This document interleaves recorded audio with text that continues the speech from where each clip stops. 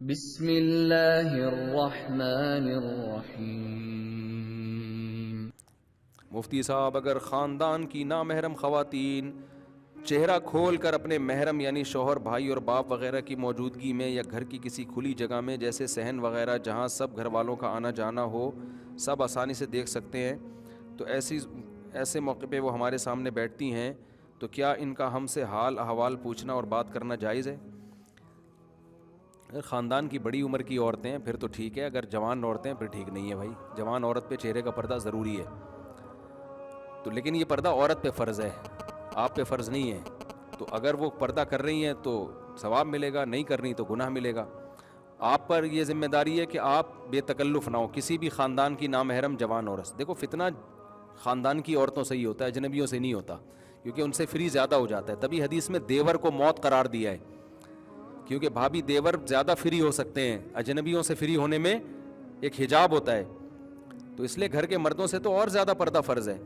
ہاں، پردے کے احکام میں تاکید میں شدت ہے، احکام میں نرمی ہے۔ گھر میں برقع پہن کے تو نہیں گھومے گی نا، تو اگر بیٹھے ہوئے ہیں سب لوگ، عورت کو تو چاہیے پردہ کرے، لیکن اگر وہ نہیں کر رہی تو صرف اتنا کہ سلام دعا کر لی، حال احوال پوچھ لیا، تو آپ ریزرو ہو کے اس کا جواب دے سکتے ہیں۔ تو پوچھ لیا بھابھی نے آپ سے آپ کی طبیعت ٹھیک ہے؟ ہاں جی الحمدللہ خیریت سے، بس دو چار باتیں کی، اس کے بعد آپ اپنے کام فری نہ ہو، بیٹھ کے گپے مت مارو، سمجھ رہے ہیں نا؟ گپے مارو گے پھر نقصان ہوگا۔ لبرل لوگوں کے ہاں یہ مسائل نہیں ہے، وہ مذاق اڑاتے ہیں ان چیزوں کا، ان کو اڑانے دو۔ ہم اللہ رسول کے حکام کے پابند ہیں۔ ان کا خاندانی نظام دیکھو نا کیسے تباہ ہو گیا ہے نا، یہاں تک حالات ہیں اتنے خراب، غیر مسلموں کے گھروں کے حالات تو بہت ہی ڈینجرس ہو چکے ہیں۔ مجھے نا غیر مسلم بھی فون کر کے بتاتے ہیں چیزیں، بہت سارے غیر مسلم بیان سنو، بتاتے ہیں کہ مفتی صاحب یہ جو ہم لوگ اعتراض کرتے ہیں نا اسلام پر کہ عورت کا وراثت میں حصہ نہیں ہے، کہہ رہے ہمارے یعنی اسلام میں عورت کی آدھی میراث ہے۔ ایک غیر مسلم نے مجھے بتایا کہ ہمارے لوگ بڑے اعتراض کرتے ہیں کہ اسلام میں عورت کی آدھی میراث ہے، کہہ رہے ہم لوگ کیا آدھی بھی نہیں ہے، صحیح ہے نا، آدھی بھی نہیں ملتی ہے۔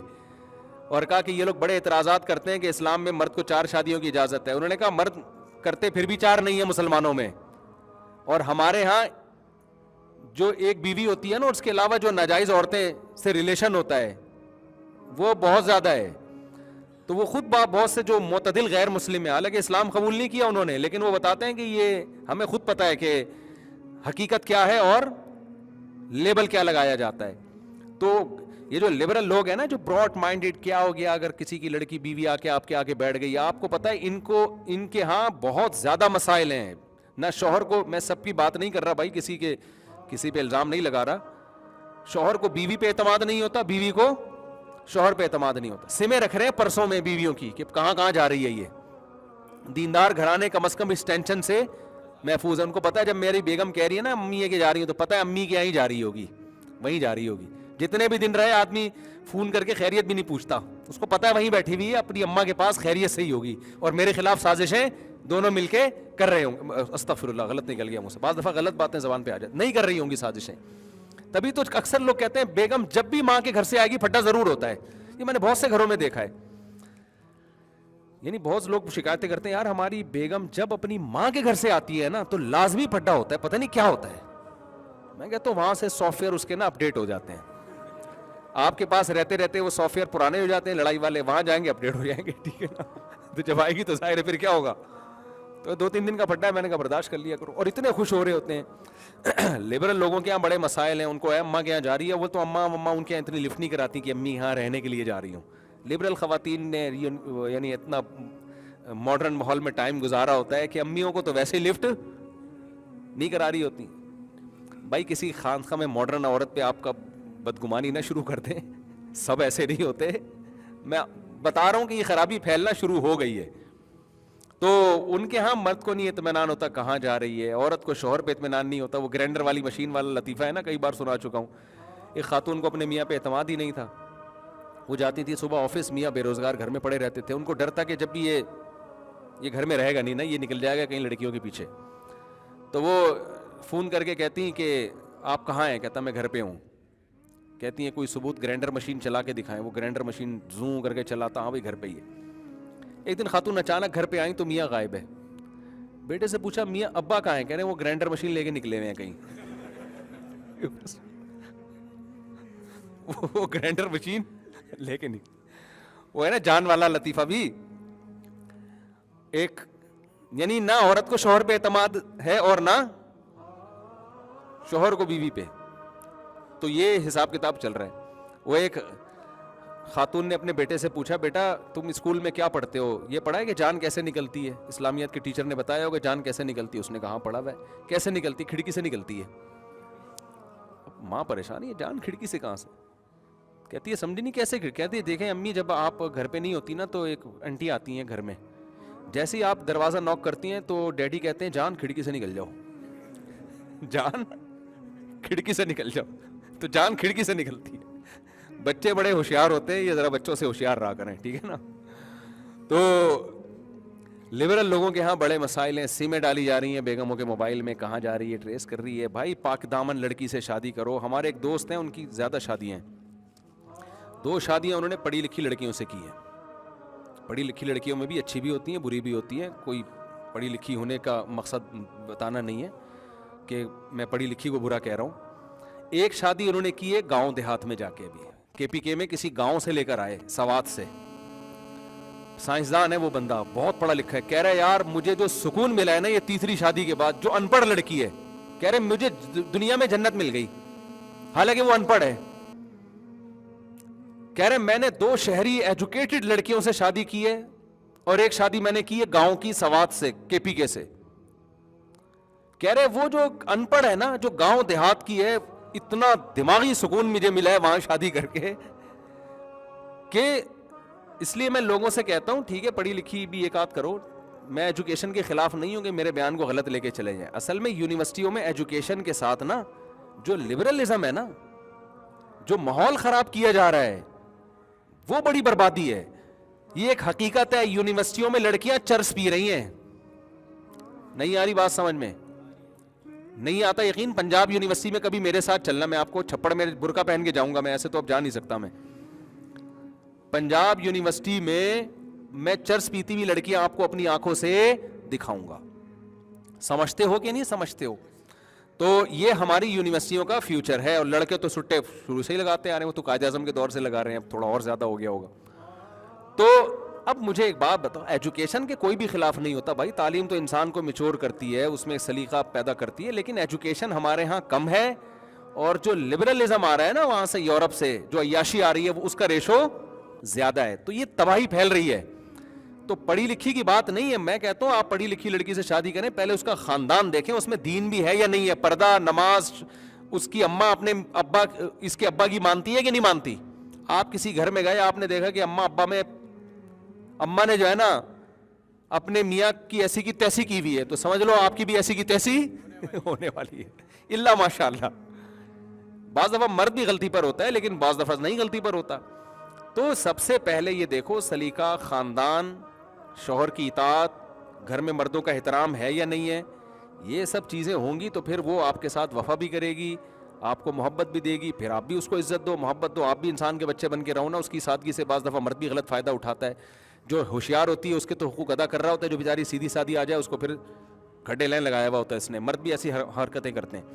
تو وہ مجھے بتا رہے تھے اپنا تجربہ، یار دماغ کو سکون مل گیا ہے بالکل. اتنا ایک عالم کی بیٹی ہے، کچھ سکون والی زندگی گھر میں مل گئی ہمیں. حالانکہ ایجوکیٹڈ نہیں ہے وہ، لیکن جتنی تعلیم گھر داری کے لیے ضروری ہے وہ اس کو آتی ہے. اس کو شوہر کے حقوق پتہ ہیں، شوہر کے ماں باپ کی عزت کرنا جانتی ہے، اور گھر میں صفائی ستھرائی، پھر شریعت کے حکام جو ہے، طہارت کے حکام وہ جانتی ہے. ہماری دادیاں نانیاں تو بس اتنا ہی پڑھی ہوئی تھیں، بڑی کامیاب زندگی گزاری انہوں نے. سمجھتے ہو کہ نہیں سمجھتے؟ ہماری دادی کو تو اسکول کا پتہ ہی نہیں تھا بیچاری کو. انہوں نے بہشتی زیور پڑھا ہوا تھا، طہارت کے حکام، صفائی، ایسی زبردست صفائی ستھرائی کہ آج وہ صفائی ستھرائی نظر نہیں آتی. اتنا طہارت کا اہتمام کرتی تھیں، تہجد کی پابند، نماز روزہ، یہ ساری چیزیں. ایسی پیاری زندگی انہوں نے گزاری. بچے بھی پیدا ہوئے، بچوں کو پالا بھی، بچوں کی محبتیں بھی ملی، پوتے نواسوں کی محبتیں بھی ملی، اور ایک بہترین اللہ کے حکام والی زندگی گزار کے دنیا سے چلی گئی. ان کی زندگی میں غم بھی بہت آئے. ان غموں نے ان کو ڈپریشن کا مریض نہیں بنایا، بلکہ غموں میں صبر کیا. کیوں؟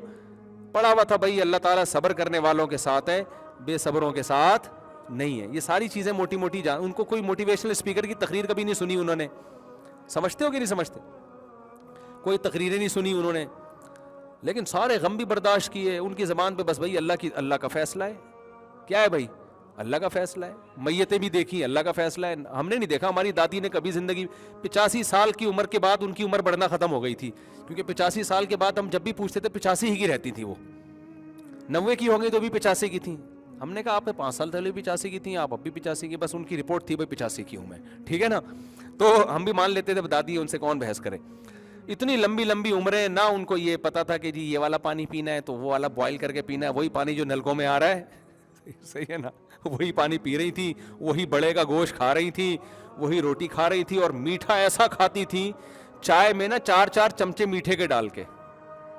ہم کہتے تھے اتنا شہد جیسا میٹھا, کہتی ہیں بیٹا ہمیں چائے کی حاجت نہیں, تو میٹھے کے چکر میں چائے پیتے ہیں. پھر بھی یار 90 سال کی ہو گئی, آج پتہ نہیں کولیسٹرول اور ساری رپورٹیں کلیئر آ رہی ہوتی ہیں, پھر مر جاتا ہے تھوڑے دنوں میں جا کے, ہارٹ اٹیک ہو جاتا ہے, پتہ نہیں.